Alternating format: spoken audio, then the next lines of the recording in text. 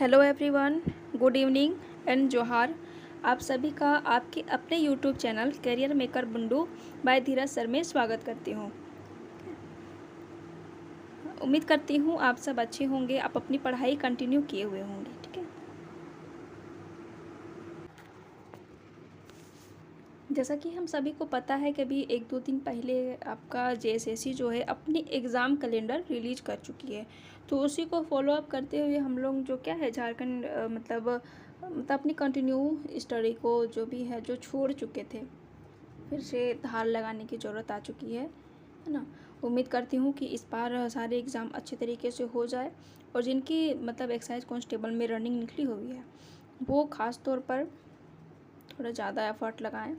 और देखिए, झारखंड की जितनी भी एग्ज़ामिनेशन होगी ना, उनमें आपका झारखंड बहुत ज़्यादा मायने रखेगा। झारखंड का वेटेज काफ़ी अच्छा रहेगा। ठीक है, उनके साथ साथ आप अपनी तैयारी जो है वो मैथ रीजनिंग में भी थोड़ा सा दीजिए। अब यार ये नहीं सोचना है कि अरे भाई उत्पाद सिपाही में 10 ही क्वेश्चन है तो क्या करेंगे, नहीं पढ़ेंगे, दूसरा चीज़ों को पढ़ेंगे, लेकिन ऐसा नहीं है। अगर आप मैथ रीजनिंग एक ऐसा सब्जेक्ट है ना जहाँ पे ये आपकी मार्क्स को इंक्रीमेंट कर सकती है। ठीक है, कोई अगर स्टूडेंट अगर 10 क्वेश्चन छोड़ के आ रहा है और अगर आप वहाँ पे 10 क्वेश्चन बना लेते हो तो आपकी स्कोरिंग जो है वो बहुत अधिक तक बढ़ जाएंगे। ठीक है, इसीलिए सब सब्जेक्ट में थोड़ी थोड़ी अपनी जो है अपनी दृष्टिकोण ऐसा रखिए कि सारे सब्जेक्ट मेरा कवर अप हो जाए। ठीक, तो देखिए मतलब कल जो हम लोग क्लास किए थे ना, उनमें किए थे कि झारखंड की जनजाति का सामान्य परिचय था। वो तो एक छोटा सा एक सारांश था कि हाँ भाई हम लोगों को ये चीज़ होती हैं, ये चीज़ पढ़नी है। लेकिन झारखंड की जो टोटल जो जनजातियाँ हैं उन्हें भी हमें पढ़ना आवश्यक है। उनमें से क्वेश्चन काफ़ी ज़्यादा बनती है। ठीक है, तो आइए हम लोग देखते हैं आज की क्लास, झारखंड की जनजातियाँ।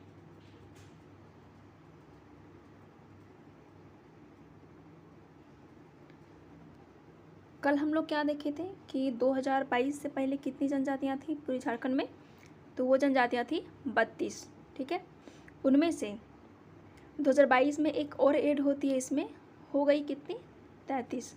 सबसे नवीन जनजातियाँ कौन सी है, तो वो है आपकी पुराण,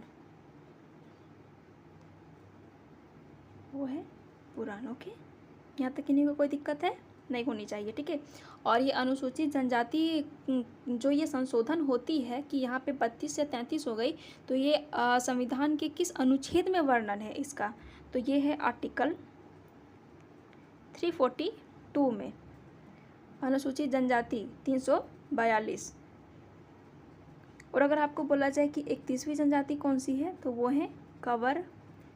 देखिए दोस्तों, मतलब मेरा याद मतलब पढ़ाने का ये टेक्निक है कि मैं थोड़ा सा रिकॉल पीछे भी करवा दूँ, ताकि जो आप अगर नहीं भी पढ़ पाए हैं, अगर आपको याद नहीं भी है, तो वो अगर आप बार बार सुनोगे ना तो वो आपको याद हो जाएगी। और 32वीं जनजाति कौन सी है, तो वो है कोल, है ना। और जब झारखंड जब गठन हो रही थी 2000 में, उस समय कितनी जनजातियों के साथ गठन हुआ था, तो उस समय हुआ था आपका 30। ठीक है ना, फिर बाद में इनका मतलब होता रहा। ठीक है, उसके बाद में 33वीं कौन सी है, पुराण। ठीक, यहाँ तक किन्हीं को कोई दिक्कत है, कमेंट सेक्शन में अपनी कमेंट जरूर कीजिएगा। अगर किन्हीं को कोई दिक्कत होगी तो आप लोग बेझिझक मतलब क्वेश्चन वगैरह सब कुछ पूछ सकते हैं। ठीक है, कमेंट सेक्शन आप लोगों के लिए ओपन है, आप लोग अपनी रिव्यूज़ भी दे सकते हैं, आप लोग मतलब बता भी सकते हैं कि आप लोगों को क्लास कैसी लगी। तो देखिए, जनजातियाँ की महत्वपूर्ण बातें में देखते हैं कि आज हम लोग बात करेंगे संथाल जनजाति के बारे में। ठीक है, टॉप 5 जो जनजातियाँ होती हैं जिनमें है आपकी संथाल, उरांव, मुंडा, फिर हो, तो उनमें से आपकी टॉप 1 जो जनजातियाँ हैं वो क्या है, संथाल। और आज हम लोग उन्हीं से शुरुआत करेंगे। यह झारखंड की सर्वाधिक जनसंख्या वाली जनजाति है। अगर क्वेश्चन में आपको बोला जाए कि झारखंड की सर्वाधिक जनसंख्या वाली जनजाति कौन सी है, तो वो कौन सी है, संथाल। जनजातियों की कुल संख्या में इनकी हिस्सेदारी कितनी है, तो 31.86% है। ठीक, यानी कि देखिए, इनकी मान के चलिए इनकी 100% जनजातियाँ में मान के चलिए अगर 500 ही है, तो 100% क्या है, अपने आप में इनकी जनजातियाँ हैं। ठीक है, 100% इनकी आबादी है। इनमें से क्या है कि 31.86% क्या है, तो इनमें संथाल जनजाति का है। ठीक, और देखिए 2001 में जब जनगणना हुई थी उस समय इनकी परसेंटेज कितनी थी, तो 34% थी। यह भारत की तीसरी सर्वाधिक जनसंख्या वाली जनजाति है। प्रथम है आपकी भील तथा दूसरी है गोंड। दोस्त, जब हम लोग PYQs करेंगे ना तो उस टाइम देखेंगे, और मैं आपको बता दूं कि भारत की सर्वाधिक जनसंख्या वाली जनजाति जो है वो ये पूछा गया क्वेश्चन है 7 to 10th JPSC में, ये पूछ चुका है क्वेश्चन, ठीक है। तो अभी कौन सी है? प्रथम भील, दूसरी गोंड और तीसरी संथाल। देखिए ये बॉक्स में भी किया हुआ है, झारखंड की सर्वाधिक व तीसरी, भारत की तीसरी सर्वाधिक जनसंख्या वाली जनजाति कौन है? तो वो आपकी है संथाल, ठीक है। थोड़ा कलर चेंज कर लेते हैं, ओके डन। झारखंड आने से पूर्व इनका नाम क्या, इसका निवास स्थल जो है पश्चिम बंगाल में था, ठीक। ये लोग झारखंड आने से पहले ये किधर से आए हैं? तो पश्चिम बंगाल से आए हैं। इनको वहाँ पे क्या बोला जाता था? तो सावतार बोला जाता था, ठीक। क्या बोला जाता था? सावतार। ये वो पूछा जाएगा कि सावतार किस जनजाति का एक पुराना नाम भी है, तो वो क्या है? तो संथालियों का है। इनका सर्वाधिक संकेंद्रण झारखंड के उत्तरी पूर्वी क्षेत्र में है, जिसके कारण इस क्षेत्र का नाम संथाल परगना पड़ा है। संथाल परगना के अतिरिक्त हजारीबाग, बोकारो, चतरा, रांची, गिरिडीह, सिंहभूम, धनबाद, लातेहार तथा पलामू में भी ये जनजाति पाई जाती है। रेडी अच्छा लग रहा है, ठीक है।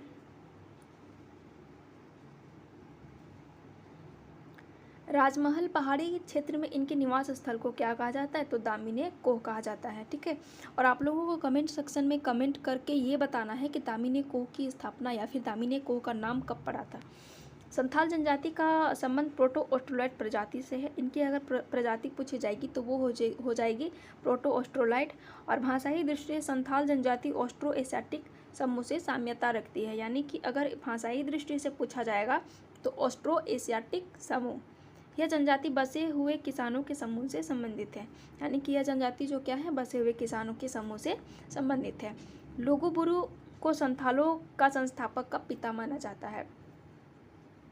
देखिए लुगुबुरु घंटाबाड़ी है ना, आप लोग ये नाम सुने होंगे और ये बहुत ज़्यादा प्रसिद्ध मेला लगता है, ठीक। यहाँ पर क्या है ना कि मतलब झारखंड के अलावे पश्चिम बंगाल, उड़ीसा, उसके बाद में छत्तीसगढ़, यहाँ पे जितने भी मतलब संथाली जनजाति के लोग हैं यहाँ पर लुगुबुरु घंटाबाड़ी आते हैं, जो कि कहाँ पर मतलब है आपका गोमिया प्रखंड में पड़ता है, जो कि बोकारो डिस्ट्रिक्ट में आता है, ठीक है। यहाँ का जो 7 पहाड़ी पार करके जाना पड़ता है, ये काफ़ी बहुत पीसफुल जगह है ना।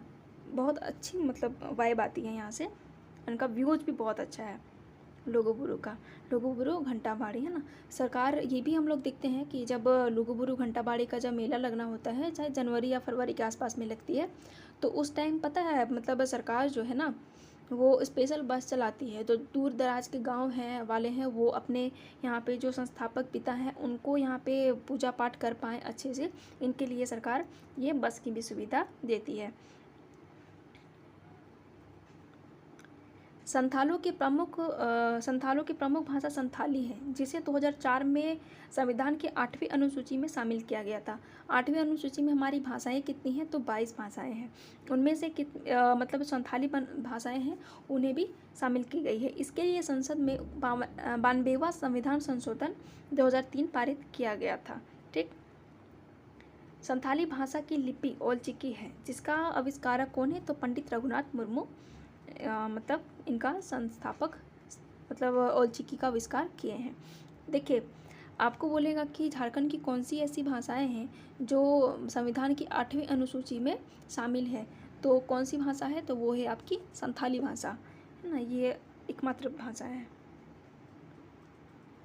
अब हम लोग देखेंगे कि इनका तो ये सामान्य परिचय था, अब देखेंगे इनकी समाज और संस्कृति को। तो संथालों को 4 हड़ों या वर्ग या वर्ण में विभाजित किया जाता है, ठीक। तो इनकी हड़ क्या होती है और कार्य क्या होता है, तो ये चीज़ को हम लोग समझेंगे। तो इनको प्रायतः 4 भागों में विभाजित किया जाता है, जिनमें पहला है किस्कू। किस्कू बोले तो ये इनका कार्य क्या होता है? तो राजा का, ठीक है। और मुर्मू का काम क्या होता है? तो पुजारी, ये पूजा पाठ का काम करेंगे। सोरेन तो ये होते हैं सिपाही। मरूड़ी ये होते हैं कृषक, ठीक। ये इनमें 4 हड हैं, किस्कू, मुर्मू, सोरेन और मरोड़ी। और इनका कार्य क्या होता है? किस्कू का राजा, मुर्मू है सोरेन पुजारी का काम करेंगे, सोरेन सिपाही का, मरूड़ी आपका कृषक का। यहाँ पे आई थिंक मरांडी होना चाहिए था, लेकिन बट मरुंडी है, कोई दिक्कत नहीं है।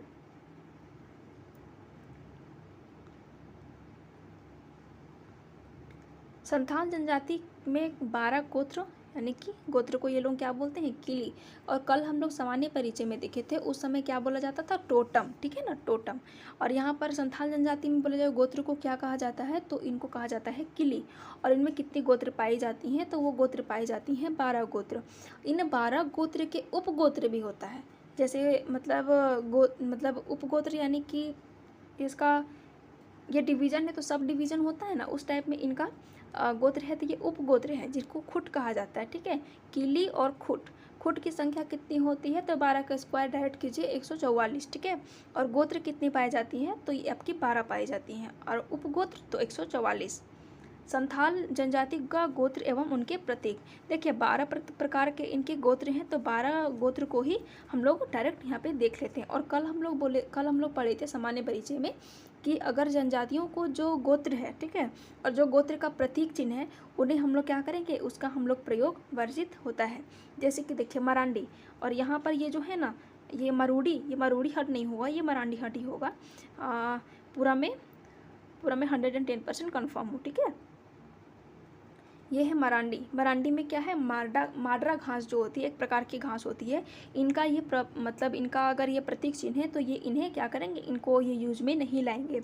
हांसता जंगली हंस, मुर्मू नीलगाय, चौड़े छिपकली, हेम्ब्रम पान पत्ता, और सोरेन पक्षी, टूडू पक्षी, बास्की नागसाप, पौड़िया कबूतर, बेदिया भेड़ा, बेसरा बाज पक्षी, और किसको का कोई प्रतीक चिन्ह अभी तक नहीं पता है, और अभी ये मेंशन नहीं है बुक में एक्चुअली। संथाल एक अंतर्जातीय विवाह समूह है तथा इसके मध्य समगोत्रीय विवाह भी निषिद्ध होता है। यानी कि देखिए, अगर कोई संथाली है तो इनमें अंतर्जातीय विवाह समूह नहीं पाई जाती है, ठीक है। और इनके जो बीच होता है वो समगोत्रीय विवाह भी नहीं होता है। बहुत सारे जातियों में भी ये देखा जाता है कि गोत्र अलग होनी चाहिए, गैर जनजातियों में भी होती है, लेकिन इनमें क्या होती है कि गोत्र में विवाह नहीं होता है। किसी किसी में होता है कि गोत्र में विवाह होती है, लेकिन सारे जनजातियों में समगोत्रीय विवाह निषिद्ध है, यानी कि निषेध है। इनमें क्या होता है ना कि बोला जाता है, बहुत जगह ये भी बोला जाता है कि अगर हम एक गोत्र से हैं तो वो माना जाता है कि हम लोग भाई और बहन हो गए आपस में गोत्र के हिसाब से, इसलिए वहाँ पे शादी नहीं होती है ना। संथाल जनजाति में बाल विवाह की प्रथा का प्रचलन नहीं है। यहाँ पे क्या है, बाल विवाह की प्रचलन नहीं है।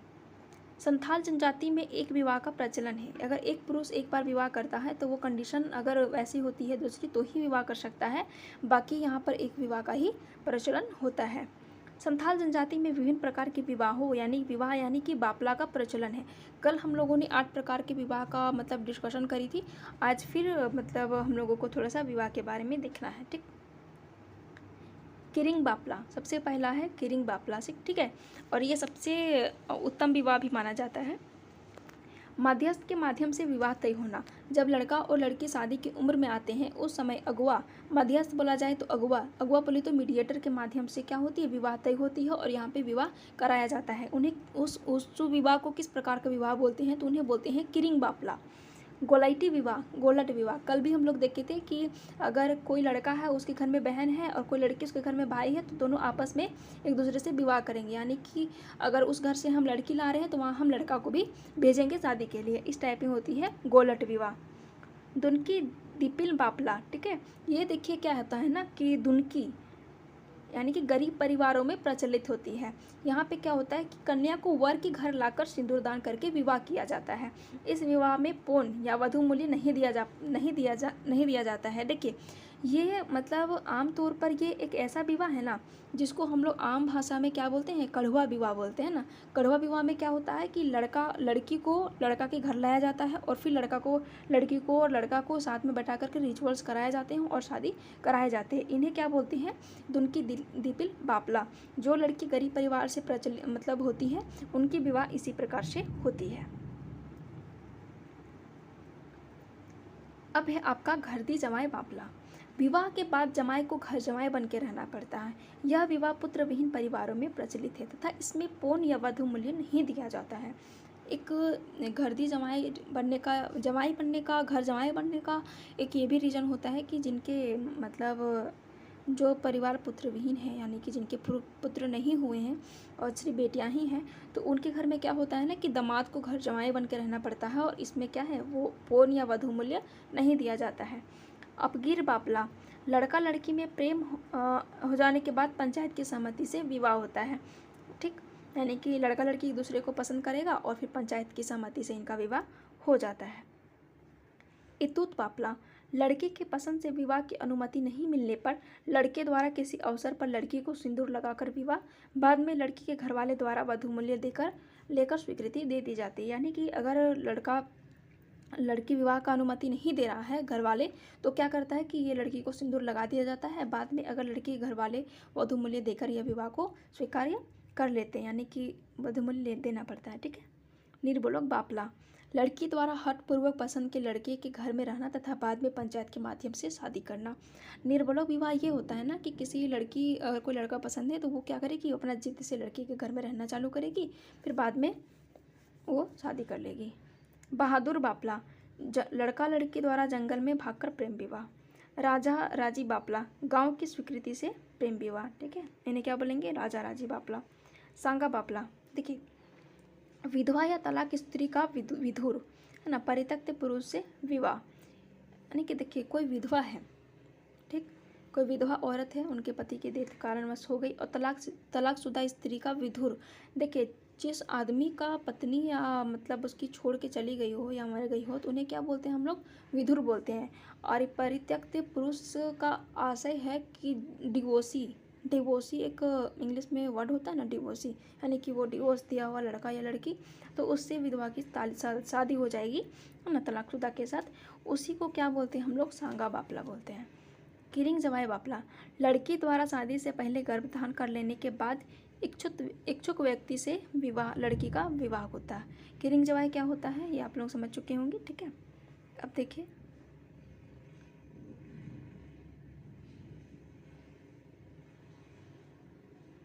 ये किरिंग जमाई बापला है, जो लड़की गर्भधान कर लेती है उसके बाद में शादी करती है।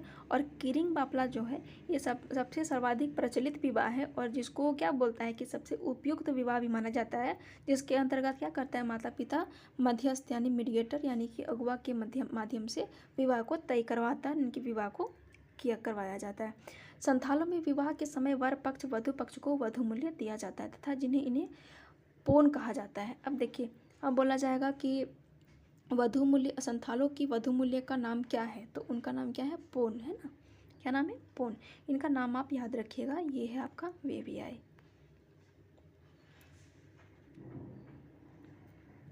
अब देखिए हम लोग देखेंगे सादाई बापला, यह विवाह वर वधु के पसंद से किया जाता है, यानी कि देखिए इसमें सदाई बापला जो है वो लड़का लड़की की पसंद की शादी होती है। विवाह से पूर्व घर देखी, तिलक चढ़ी व टाका चाल की रस्म अदा की जाती है। ठीक है, अब हम लोग देखेंगे कि टाका चाल क्या होता है। टाका चाल, इस रस्म में वर द्वारा वधु मूल्य दिया जाता है। वधु मूल्य के रूप में 12 रुपये देने की प्रथा प्रचलित थी। यानी कि देखिए ये टाका चाल जो होता है वो क्या होता है ना कि इसमें मतलब सारा रस्म भी होगा, घर देखी होगा, तिलक चढ़ी होगा। टाका चाल में क्या करेगा, लड़का जो है वो लड़की के घर वालों को कितना देगा, तो 12 रुपया देगा। ठीक है, और संथाल जनजाति में तलाक होने पर वधु मूल्य लौटाने की प्रथा है। यानी कि अगर मतलब लड़का या लड़की सेपरेशन चाहता है, यानी कि तलाक चाहता है, लड़की बोले कि नहीं हम नहीं रह सकते, मुझे सेपरेट कर दो, मुझे सेपरेशन चाहिए, तो वो क्या होता है कि लड़का जितना भी उनको लड़की को दिया हुआ होगा, यानी कि वधु मूल्य 12 रुपया हो, 500 हो, 1000, 2000, 10,000, 15,000, 20,000 जो भी हो, तो वो लड़की को लौटाना पड़ेगा, देन उनका डिवोर्स हो जाएगा सामाजिक तौर पर।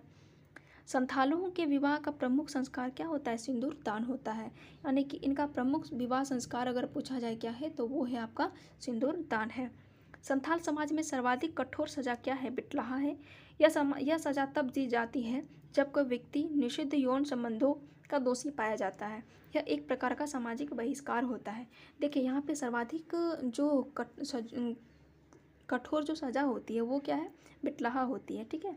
तथा यह मतलब आप जब जघन्य अपराध करेंगे ना, यौन संबंध जैसे मतलब जघन्य अपराध हो जाएगा आपसे, उस टाइम आपको क्या किया जाएगा, तो बिटलाहा कर दिया जाएगा। इस प्रकार का ये सामाजिक बहिष्कार है। सामाजिक बहिष्कार का मतलब आप लोग समझ ही रहे होंगे कि उनको समाज में मतलब कोई शादी विवाह होता है तो उनको नहीं पूछना, वो अलग मतलब अलग टाइप में उनकी व्यवहार करना, ठीक है। तो ये तो होगा सबसे कठोर सज़ा। और सब बोलेंगे सबसे छोटा सज़ा क्या होता है, तब आप लोग क्या जवाब दीजिएगा, तो सबसे छोटा सज़ा जो होता है ना,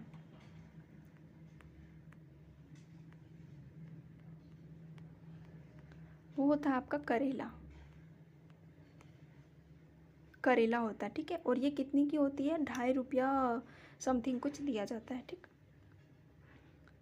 करेला, और सबसे बड़ा होता है बिटलाहा, सबसे छोटा होता है करेला, ठीक। तो आइए आगे बढ़ते हैं।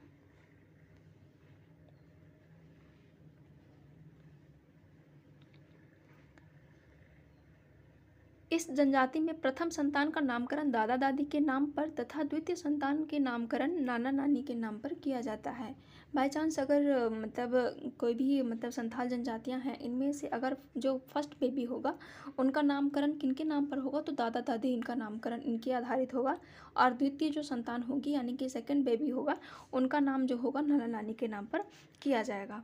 सामाजिक व्यवस्था से संबंधित विभिन्न नामकरण, यानी कि देखिए इनका जो मतलब ये व्यवस्था है, उनका जो संबंधित तो जो व्यवस्था है उनका कुछ कुछ प्रमुख नामकरण, जैसे हम लोग विवाह को शादी को शादी विवाह जो भी बोलते हैं, लेकिन ये लोग क्या बोलते हैं, विवाह को बापला बोलते हैं। इस समय इस यही हम लोग का होता है कि इनको याद रखना कैसे है कि इनका युवा गृह, यह शिक्षण प्रशिक्षण का एक गृह होता है, ठीक है। यहाँ पर आपको, आप 11-12 साल के होते हैं उस समय यहाँ पर आपकी क्या होती है, एंट्री हो जाती है युवा गृह में।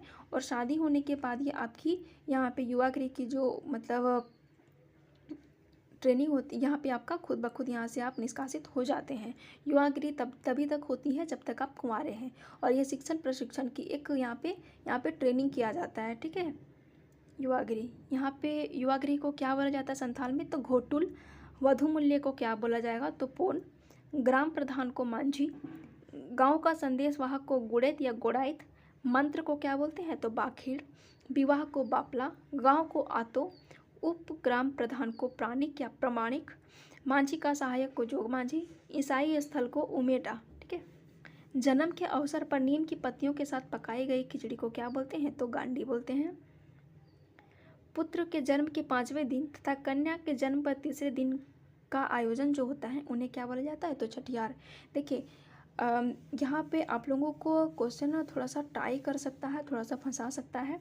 क्यों, क्योंकि जनजातियों में जो है वो थोड़ा सा यहाँ पे रूल अलग है कि छठियारी पुत्र जो होता है उसको 5 दिन में किया जाता है, जबकि कन्या का जन्म के 3रे दिन में किया जाता है। उनको छठियार का रस्म बोलते हैं, ठीक।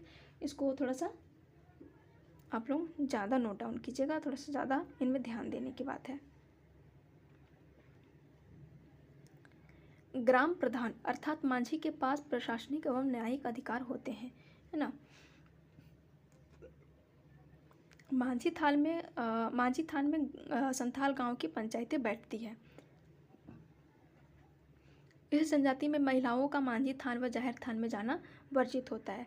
मांझी थान क्या होता है, तो यह संथाल गांव के बीच में गांव के मुखिया यानी मांझी के द्वार पर निर्मित चौकोर चबूतरा होता है, यानी कि चतुर्भुजाकार या फिर इनमें चबूतरा होता है, जिनको ये लोग क्या बोलते हैं, तो मांझी थान बोलते हैं। आषाढ़ माह में संथालों के त्यौहार की शुरुआत होती है, यानी कि अगर बोला जाएगा कि इनकी त्योहारों का शुरुआत कब होता है, तो आषाढ़ में होता है। इनका प्रमुख जो पर्व और त्यौहार है वो हम लोग देखते हैं, ठीक है। इनका पर्व, माह, समय और विशेषता तथा अन्य तथ्य। सोहराई या सोहराई, ठीक है, तो ये कब होती है, कार्तिक माह में होती है। संथालों का सबसे बड़ा त्यौहार है, 5 दिनों तक चलने वाला यह त्यौहार होता है, ठीक है ना। और ये क्या है, धन कटनी के बाद मनाया जाता है। और ये क्या है, पशुओं को सम्मान में मनाया जाता है। पशुओं को थैंक यू बोला भी जाता है इसमें, क्योंकि इतने काम काज के बाद आदमी थोड़ा सा फ्रेश होता है, मतलब कि थकावट दूर होती है। तो इसमें क्या होता है कि संथाल का सबसे बड़ा त्यौहार है, 5 दिन तक ये चलने वाला है। बाहा, देखिए अभी हम लोग हाल फिलहाल ही बाहा बनाए हैं, है ना। बाहा बोले तो सरहुल, जो कब मनाते हैं, फाल्गुन में, ठीक है। संथालों का दूसरा सबसे बड़ा त्यौहार है सॉरी, सरहुल तो हम लोग चैत में मनाते हैं ना जी, चैत का शुक्ल पक्ष तृतीया को मनाते हैं। I am really sorry. देखिए यहाँ पे अलग हो सकती है थोड़ा बहुत। बाहा, ये भी एक प्रकृति का ही त्यौहार है, बट थोड़ा सा सरहुल से डिफरेंट है क्योंकि ये फाल्गुन में मनाई जा रही है। जबकि हम लोग ये भी ध्यान रखेंगे कि जो सरहुल जो होती है ना, वो चैत माह के शुक्ल पक्ष की तृतीया के दिन मनाई जाती है। बाहा कब मनाई जा रही है? तो फाल्गुन में। संथालों का दूसरा सबसे बड़ा त्यौहार है।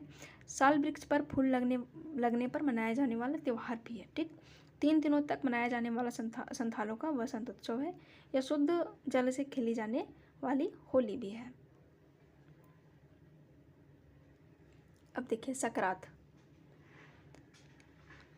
मकर संक्रांति के टाइम ही सकरात मनाया जाता है, पौष माह के अंत में। ठीक, कब मनाई जाएगी? पौष माह के अंत में।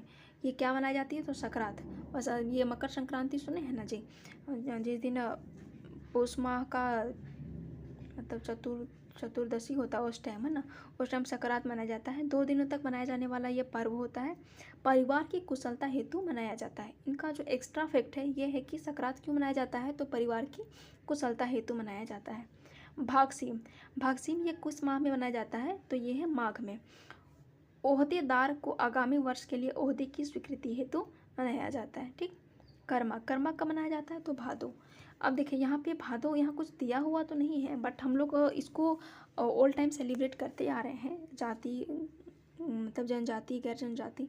तो इसमें क्या होती है ना, भादो की शुक्ल पक्ष एकादशी की तिथि को ये कर्मा जो फेस्टिवल होती है ये हम लोग सेलिब्रेट करते हैं। ठीक है, और इसमें भाई बहन का जो प्रेम है वो उनके बीच में प्रेम को दर्शाता है ये पर्व। ठीक है, कर्मा।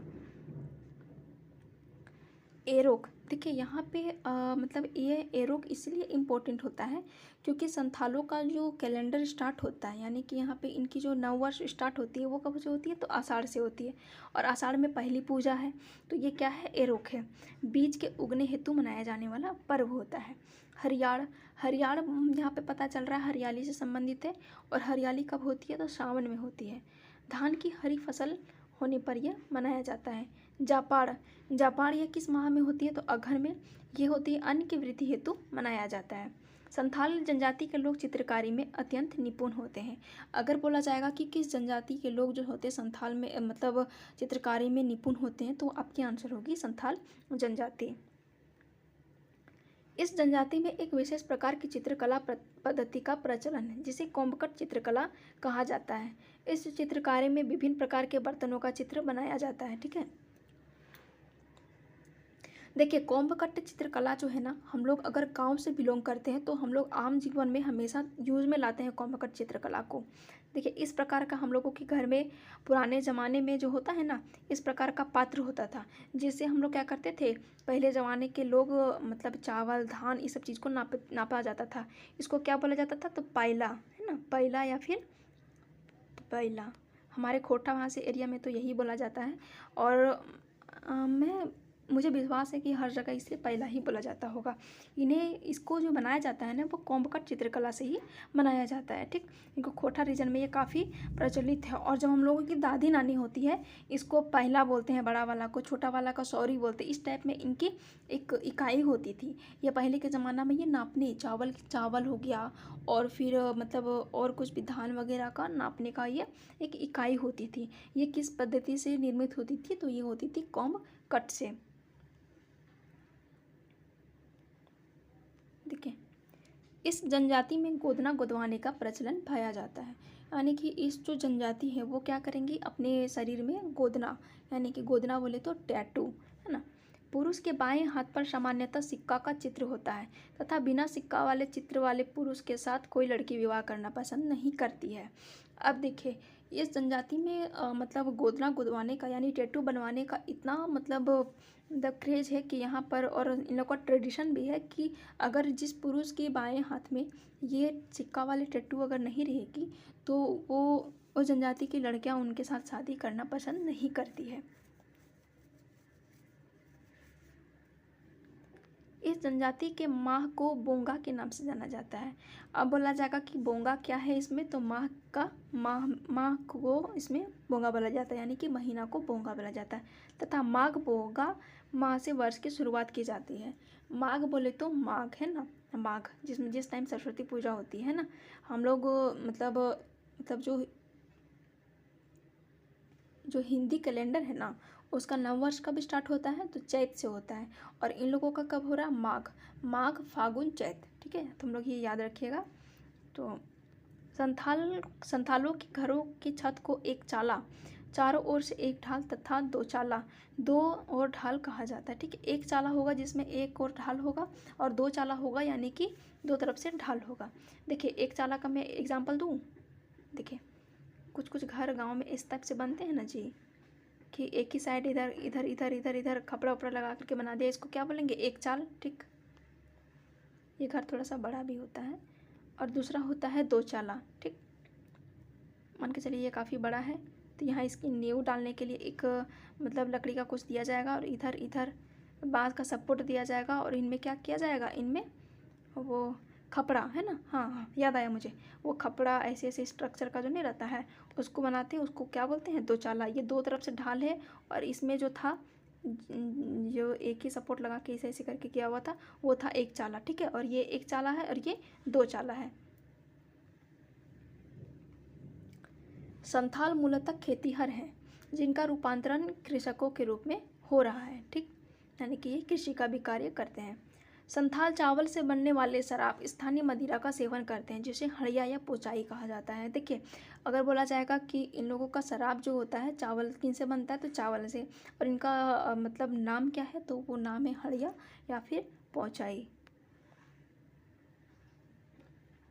संथालों में भोजन है ना, कि यहाँ पे संथाल लोग किस प्रकार का भोजन करते हैं, वो चीज़ हम लोग देखते हैं। संथाल जनजाति का मुख्य भोजन जो है वो दाल भात व सब्जी है ना। दाल भात सब्जी को क्या बोलते हैं, दका और उरू। संथाल लोग मकई की दलिया को जोंड्रा दका कहते हैं, है ना। यहाँ की लोग जो हैं वो मतलब मकई को वैसे भी तो जोंड्रा ही बोला जाता है, लेकिन फिर भी इन लोग की जोंड्रा की जो दलिया होती है उन्हें ही लोग जोंड्रा दका कहते हैं। संथालों में चावल, कोदो व मड़ुआ से निर्मित हड़िया का प्रचलन है। यानी कि देखिए ऐसा नहीं है कि बस चावल का ही बनता है, चावल, कोदो व मड़ुआ का भी हड़िया बनता है। इस जनजाति में जलपान को बास्याक, दोपहर के भोजन को माजवान तथा रात के भोजन को कदोक कहा जाता है, ठीक। अगर बोला जाएगा जलपान को क्या कहा जाता है, तो बास्याक, ठीक है, दोपहर को माजवान तथा रात के भोजन को कदोक। इस जनजाति के लोग बुनाई, चित्रकारी व कृषि कार्य में अत्यंत कुशल होते हैं। अगर बोला जाएगा कि ये जनजाति के लोग बुनाई में भी, चित्रकारी और कृषि कार्य तीनों कार्य में क्या होते हैं, तो काफ़ी कुशल होते हैं। अभी हम लोग देखेंगे इनका धार्मिक व्यवस्था।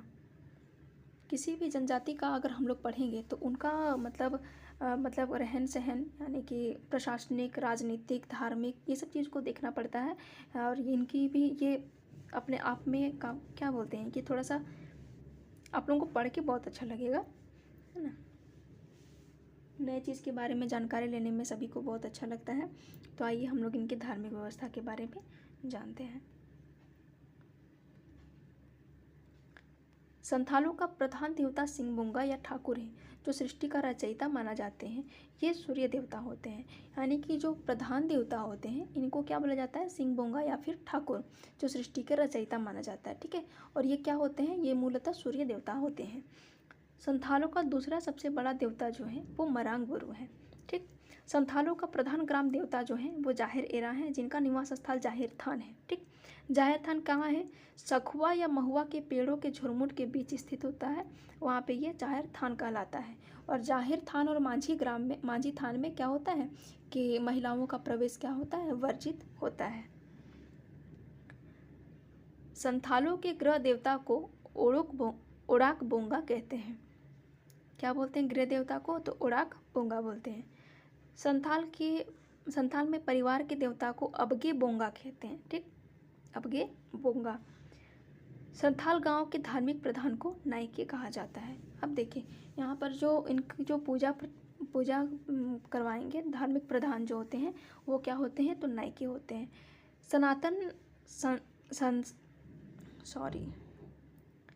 सनातन संथाल को बोंगा होड़ कहा जाता है, ठीक है। ये सनातन संथाल को क्या बोलते हैं, तो बोंगा होड़ कहा जाता है।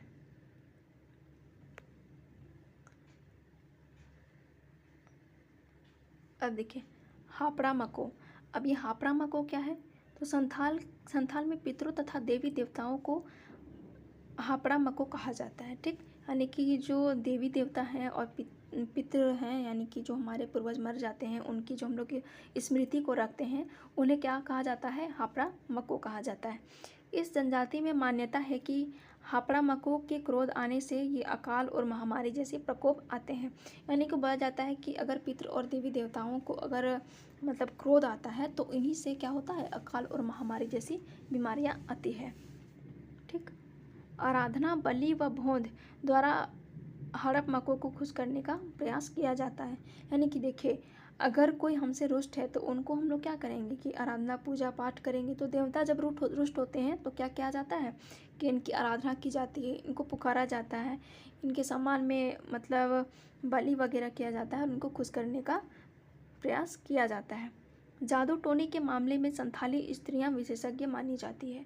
अब देखिए यहाँ पर क्या है ना कि जादू टोना मतलब जो होता है उसको करने में क्या होती है? संथाली स्त्रियां जो होती हैं वो विशेषज्ञ मानी जाती हैं।